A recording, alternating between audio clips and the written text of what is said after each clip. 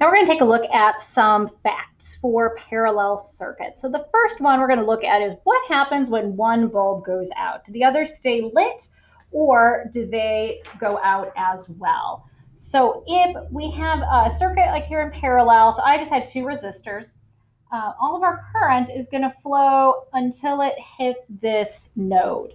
And then some of the current is going to go through one bulb, some of the current flows through the second bulb, until the current all meets up back here, and then all of the current continues on, goes through the battery, and then keeps going. So the question here is, what happens if one of these bulbs burns out? So let's say that middle one burns out. What's going to happen now is no current's going to flow through this middle bulb because there's not a complete circuit there, but we still have a complete loop in the circuit. So current is still going to flow. So it look kind of like this. So if I have this middle bulb is burnt out, it'd be like we've got a break in the circuit here, but we still have this last bulb connected. As long as there is a continuous loop for our current, then the current will still continue to flow and this last bulb will stay lit. So when one light bulb goes out, the other light bulbs stay on. Okay, which is different from what we learned with series circuits. In series, if a light bulb goes out, all of them go out because we no longer have at least one continuous loop. In series, there's only one loop. If any part of that loop breaks, you're done. In parallel, because we have multiple loops, we can lose a light bulb in one loop, that loop goes down, but the other loops still work. Okay, so we would change the amount of current flowing and equivalent resistance and all of that, but the light bulbs that were there will still go on. Okay, and so that's because our current still has a path.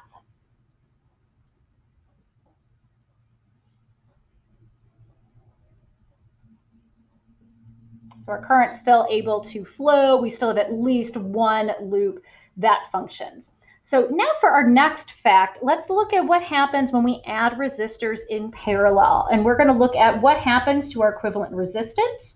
Does it increase, decrease, or stay the same? What happens through the current traveling through the entire circuit? And what do we notice about the current through each individual resistor or each individual light bulb? So to answer some of these questions, we're going to take a look at an example problem that I have set up here. So I drew out two different parallel circuits. One of them has two 6-ohm resistors in parallel with a 12-volt battery.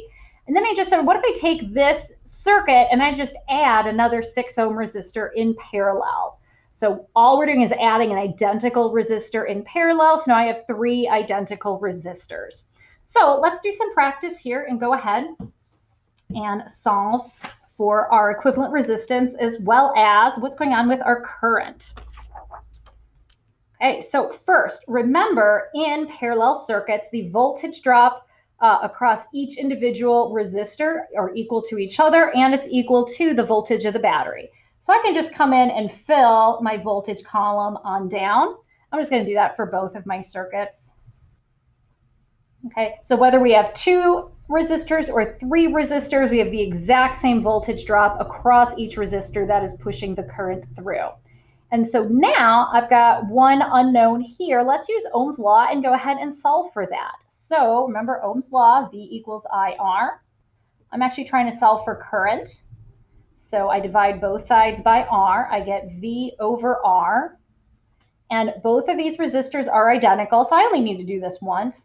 So I'm going to take 12 divided by 6, and that's going to get me 2 amps. So I see that I have 2 amps of current there. And then, remember, in parallel, the total current is just broken up into separate chunks going down each path. So to find the total, I just add these guys up. So I take 2 plus 2, and that gets me 4.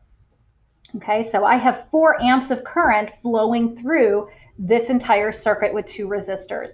Let's take a look at our other setup where we add a third resistor and see what's the same and what's different.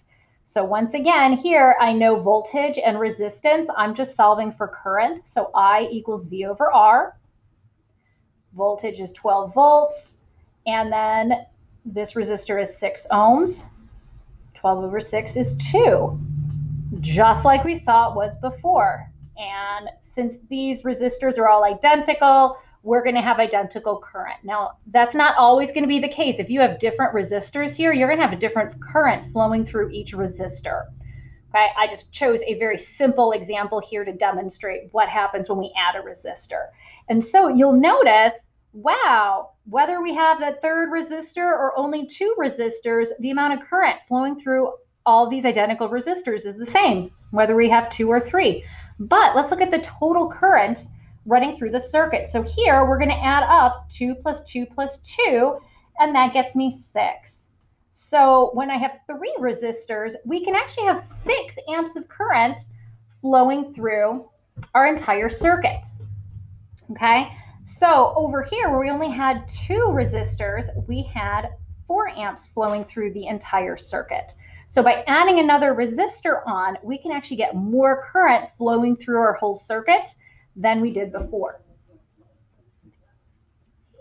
Okay, so now let's take a look at resistance. Now we could calculate this pretty easily up here using Ohm's law, but I'm going to show you guys how to figure out resistance using our equivalent resistance equation, just because this is tricky and we could all use more practice. So remember, that's 1 over R equals 1 over R1 plus 1 over R2. Each of these resistors is 6 ohms. This is going to be 1 over 6 plus 1 over 6. So 1 over REQ equals 1 plus 1 is 2. Okay, denominator stays the same, so that's 6. Remember, we don't take 6 plus 6 to get 12. And now we're going to flip-flop. We're going to take the inverse. So we're going to end up with REQ over 1 equals 6 over 2. So see how I just flipped each of those fractions upside down? And so REQ equals 6 over 2. That is 3 ohms. Okay, so our equivalent resistance here, if I have two 6 ohm resistors wired in parallel, is going to be 3 ohms. We could also figure that out using Ohm's law up here. Okay, 4 times 3 gets us 12, so it's always good to double check that.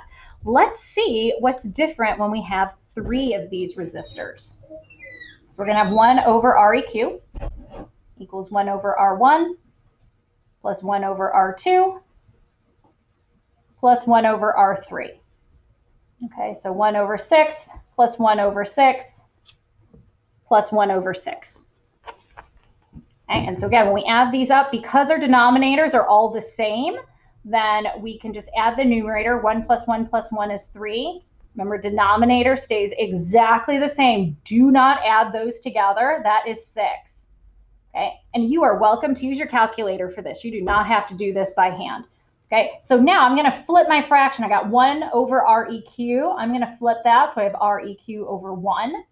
And over here I have 3 over 6. I'm going to flip that, so I have 6 over 3. Okay, so my equivalent resistance here is 6 over 3 is 2.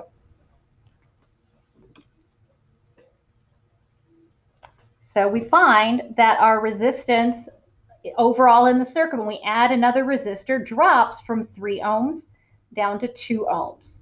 Okay. Also, remember, you use Ohm's law. Double check your work here. 6 times 2 does give us 12, so we did do that correctly. So let's go ahead and summarize what we just observed about what happens in parallel circuits when we add resistors. Okay, so when we add a resistor in parallel, our equivalent resistance decreases. So in my example, we went from 3 ohms down to 2 ohms. Okay, it could be a different amount depending on your circuit. No matter the circuit, though, if we add another resistor in parallel, equivalent resistance decreases because we're giving the current more options to go through.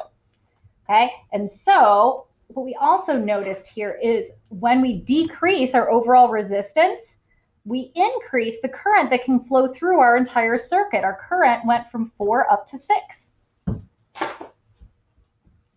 Okay, but what's interesting is that the current going through each resistor stayed the same. So R1 still had 2 amps of current, R2 still had 2 amps of current, and so on. So current through the entire circuit increases, but the current through each individual resistor stays the same.